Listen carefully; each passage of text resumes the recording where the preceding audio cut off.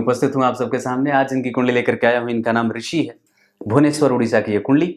और बिजली की हालत आज तीसरे कार्यक्रम में भी खराब है। खराब है, हाँ है, खराब है। कन्या लग्न की कुंडली बनी है। अब जिनकी भी ये कुंडली है उनको मैं बताऊं कि लग्न के अधिपति, ये 6 नंबर की राशि जो यहाँ की है, यहाँ बनी है। लग्न के अधिपति बुध पंचम भाव में अकेले नहीं होते। व्यक्ति के बुद्धि को कई बार इसको ऐसा कह सकते हैं कि कई बार अपनी बुद्धिमत्ता का वो 100% इस्तेमाल नहीं कर पाता। और गौर करिए, शनि की दृष्टि है, कंप्यूटर क्षेत्र से स्थिति बहुत अच्छी रहेगी। शुक्र और शनि यहाँ इनको कई बार बहुत आसानी से सब कुछ मिलने वाला और देने वाला बना देंगे, क्योंकि दोनों परम मित्र हैं। वृश्चिक राशि के अधिपति जब तक व्यक्ति रहेगा तब तक काम करता रहेगा। और चंद्र मंगल योग जन्म कुंडली के धन भाव में बना, ये बहुत ज्यादा अच्छा, जहां चंद्रमा चित्रा के हैं और मंगल भी चित्रा के।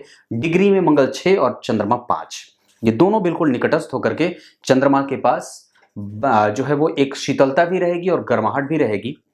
गुरु 12 में है, जो जन्म कुंडली के चतुर्थ भाव के अधिपति हैं, और वहां से बैठ करके वापस उसको देख भी रहे हैं।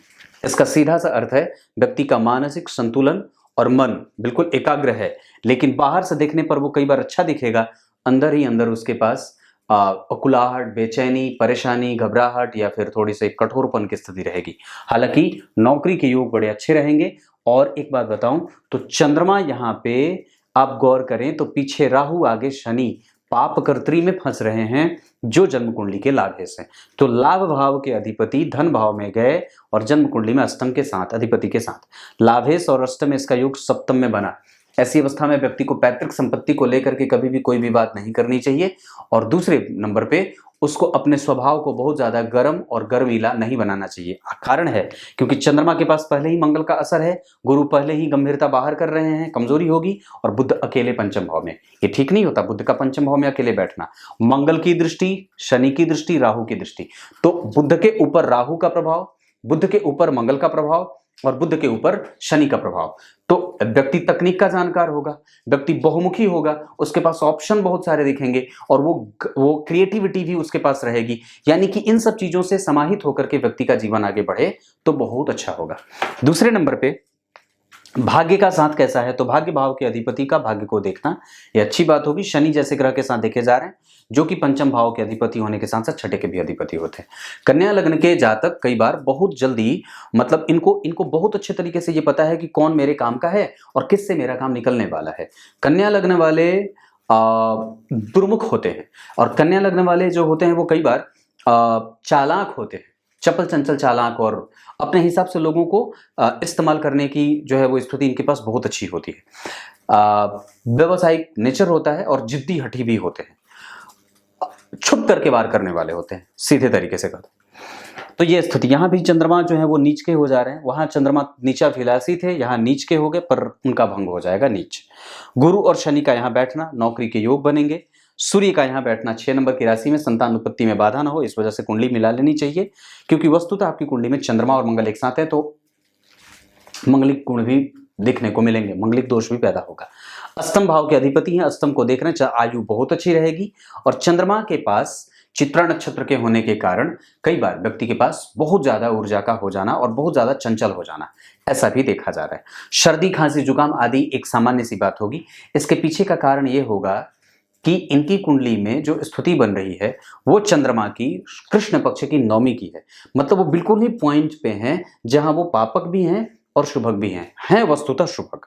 लेकिन हमें इसको संभालने की आवश्यकता होगी, क्योंकि ये जातक उत्तरायण में शिशिर ऋतु का जन्मा है, इनके काम विलंब से होते हैं। और सुकर्मा योग ये अच्छा शूद्र वर्ण और राक्षस गण के होने के कारण कई बार व्यक्ति जो है वो ऐसी स्थिति में ऑब्जर्वेटिव होता है और बहुत ही ज्यादा सामने घटित होने वाली घटनाओं को जानने वाला होता है।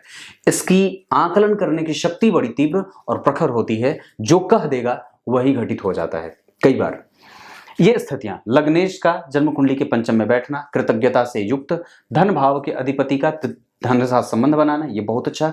और जन्म कुंडली में पंचम भाव के अधिपति के साथ ये पैतृक संपत्ति और ज्ञान का बल और व्यक्ति का एजुकेशन, ये बहुत अच्छा होता है। और व्यक्ति की बुद्धि और व्यक्ति की वाणी और व्यक्ति का प्रभाव, ये दोनों तीनों मैं अच्छा देख रहा हूं।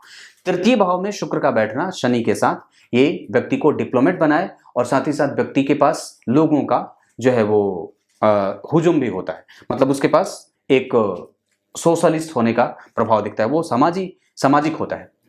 चतुर्थ भाव के अधिपति का 12वें जाना, माता से संबंध कमजोर, माता की आयु रहती है पर थोड़ी बहुत बीमारी के साथ। पंचम भाव के अधिपति और छठे भाव के अधिपति शनि तृतीय भाव में, मेहनत का परिणाम मिलेगा थोड़े विलंब के बाद। छठवें के बाद 7वें भाव के अधिपति 12वें, व्यक्ति प्रेम करे पर बताए नहीं, कई बार वो बाहर जाकर के भी अपना प्रभाव विकसित कर सकता है या दाम्पत्य देर से शुरू होने के संकेत मिलते हैं। वैसे व्यक्ति अनुभवी होगा और जिद्दी होगा, अपने मन का करने वाला होगा, ये बात भी दिख रही है। इनकी कुंडली के हिसाब से उत्तर दिशा अच्छी होगी, 4 अंक अच्छा होगा, बुधवार का दिन और शनिवार का दिन इनके लिए अच्छा रहेगा। इनकी कुंडली के हिसाब से बहुत अच्छी राशि मिथुन राशि और वृषभ राशि, मिथुन राशि और कुंभ राशि, ये राशियां अच्छी होंगी। मकर भी अच्छा रहेगा। एक बात और बता दूं, बचना चाहिए सिंह वालों से, तुला वालों से और मेष और मीन वालों से, धनु राशि वालों से भी बचना चाहिए। वैसे इस कुंडली के लिए गुरु सप्तमेश होने के कारण मारक भी होते हैं और वो आपके व्यय को मारेंगे, हालांकि आपके व्यय को वो गलत तरीके से नहीं मोड़ेंगे और आपको संतुलित व्यय देंगे। गुरु उत्तरा फाल्गुनी के बैठे हैं, इस आधार पर आपके पास अनियमितता नहीं रहेगी, आप प्रसिद्ध होंगे, ज्ञानी होंगे, धार्मिक होंगे, पुरोधा होंगे, लोगों का आदर करने वाला व्यक्ति होता है और उसके जीवन में धर्म और अध्यात्म का स्थान भी होता है। इसके अतिरिक्त आपके सुंदर होने का प्रमाण देख रहा हूं, आपके मेहनती और आपके कम्युनिकेटिव होने का प्रमाण देख रहा हूं। इसके अतिरिक्त आपकी कुंडली में भाग्य का बल आपके पास है, ज्ञान का बल आपके पास है, एजुकेशन बहुत अच्छी रहेगी, ये सारी चीजें आपकी कुंडली में देखने को मिल रही हैं। पत्नी का स्वास्थ्य थोड़ा बहुत कमजोर हो सकता है और विवाह विलंब से हो सकता है। विवाह के लिए आपको दक्षिण दिशा की तरफ जाना चाहिए। ये कुछ चीजें मैंने बता रखी।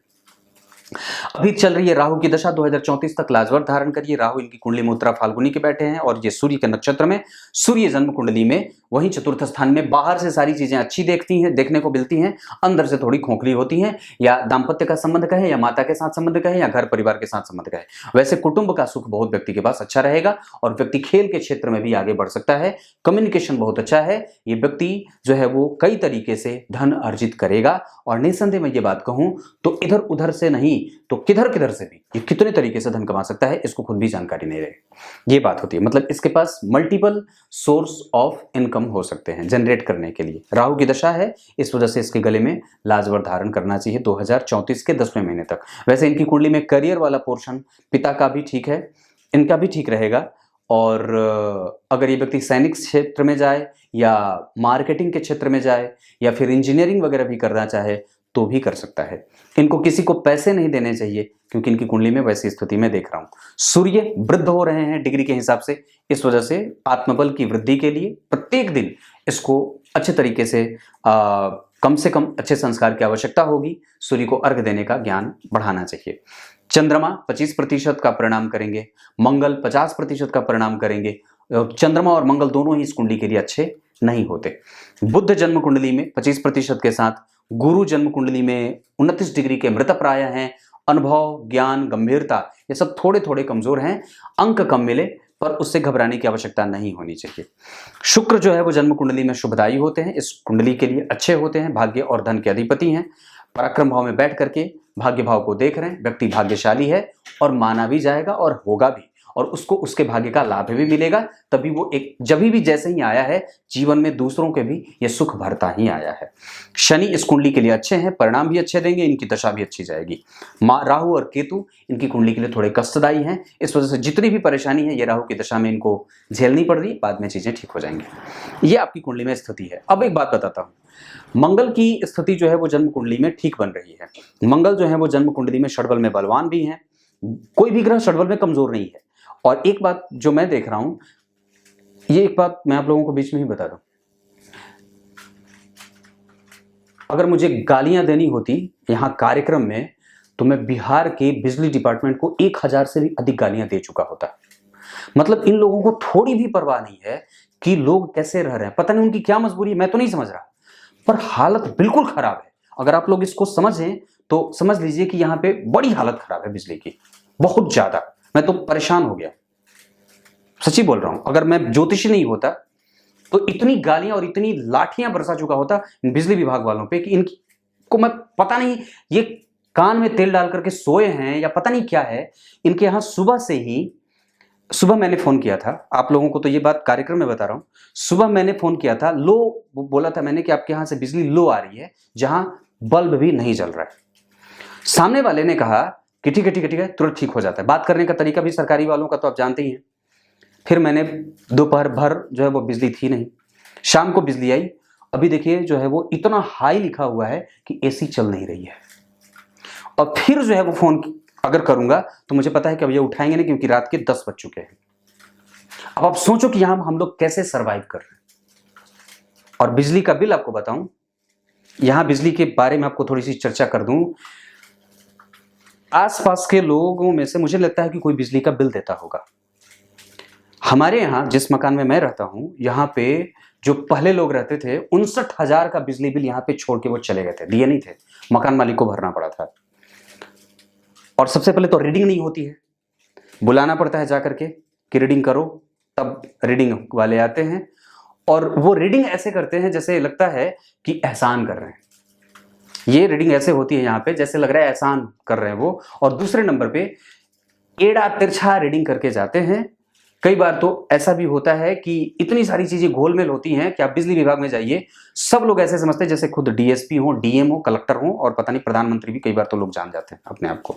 बातचीत करने को कोई तैयार नहीं, इतनी हालत खराब है। ये विक्रमगंज की बात मैं कर रहा हूँ, मैं विक्रमगंज की बात कर रहा हूँ, ऐसी हालत है। तो सरकार कम से कम इन सब चीजों पर ध्यान दे दे, नहीं तो फिर ये दिन प्रतिदिन खराब होती जाएंगी चीजें। अब यहाँ पे तो भड़ास निकाल दी, अब यहाँ पे आता हूँ। दशमांश कुंडली मैंने देखी अगर, तो दशमांश कुंडली में व्यापार भी दिखता है। और यहाँ पे भी चंद्रमा नीच के हैं, यहाँ भी चंद्रमा नीच के हैं बुध के साथ। धन भी है थोड़े विलंब के साथ। इनिशियल स्टेप थोड़े विलंब से हो सकते हैं कि लेने पड़े, या देर से आती चीजें दिख रही हैं। धर्म छोड़ना नहीं होगा, क्योंकि गुरु के ठीक आगे राहु बैठे हैं। और चंद्रमा और गुरु का संबंध तृतीय एकादशवें का है, चंद्रमा और बुध का संबंध चौथे दसवें का है। ऐसी स्थिति में आपको हमेशा ही इसको टारगेट करना होगा, इसको बताना होगा कि निर्णय कैसा है, या फिर ये निर्णय इसके लिए कितना लाभदायक है, कितना सही है। इनकी कुंडली के हिसाब से इनकी कुंडली में भाग्य ठीक है, कर्म क्षेत्र ठीक है, धन का क्षेत्र ठीक है, कम्युनिकेशन ठीक है, मानसिक अशांति का दौर रहेगा, चीजें रुक रुक करके होंगी और कंफ्यूजन भी रहेगा। इस बच्चे को इन्हीं सब चीजों से आपको दूर करने की स्थिति बनेगी। बाकी की चीजें जैसे जैसे आप बढ़ेंगे वैसे वैसे मिलती जाएंगी। क्लियर है? दिन बताया, तारीख, अंक बताए, नक्षत्र बता दूं तो इनकी कुंडली के हिसाब से कोई भी काम चित्रा में नहीं करना चाहिए, यात्रा भी नहीं। अगर यात्रा करना हो, अनुराधा बढ़िया है, पूर्वाषाढ़ा पूर्वा भाद्रपद बचना चाहिए, अनुराधा बढ़िया, पुष्य बढ़िया, पुनर्वसु अच्छे, और साथ ही साथ उत्तरा फाल्गुनी, उत्तराषाढ़ा, उत्तरा भाद्रपद, और उसके बाद मृगशिरा अच्छा रहे, और ये कुछ नक्षत्र अच्छे रहेंगे। दिन बुधवार बढ़िया रहे और शनिवार अच्छा रहे। ये मैंने बताया। अब क्या बताऊं, यहाँ पे जो स्थिति सूर्य की है ना, ये थोड़ी ठीक नहीं है। पूर्वाषाढ़ा उत्तराषाढ़ा के बैठे हैं वो, और मैं समझता हूं कि थोड़ी सी कमजोरी रहेगी, क्योंकि यहाँ के जो नक्षत्र के अधिपति हैं वो शुक्र वृश्चिक राशि में बैठ करके इसको गैस्ट्रिक पेशेंट बना रहे हैं। ऐसी अवस्था भी होती है। और सर्दी खांसी जुकाम इसलिए क्योंकि चंद्रमा जो है वो यहाँ भी नीच के हो जा रहे हैं, यहाँ भी नीच के, और यहाँ पे तो नीचा विलासी हो ही रहे, और वो अष्टम इसके साथ बैठे हैं, तो छुपी हुई बीमारियां देते हैं। चंद्रमा के पास किसी ग्रह का कोई बल नहीं, ऊपर से वो पापकर्त्री में, इस वजह से मन और धन के आने की स्थिति थोड़ी देर से शुरू होती है, ये स्थिति होती है। करियर इनकी कुंडली में खेल क्षेत्र बहुत बढ़िया रहे, इसके बाद तकनीक से जुड़ करके ये व्यक्ति कोई भी काम करे तो बहुत अच्छा रहे। मार्केटिंग और मैनेजमेंट का काम इनकी कुंडली में अच्छा हो सकता है। कुछ इसी तरीके से आप लोगों के बीच से जा रहा हूं। तब तक के लिए बहुत बहुत नमस्कार।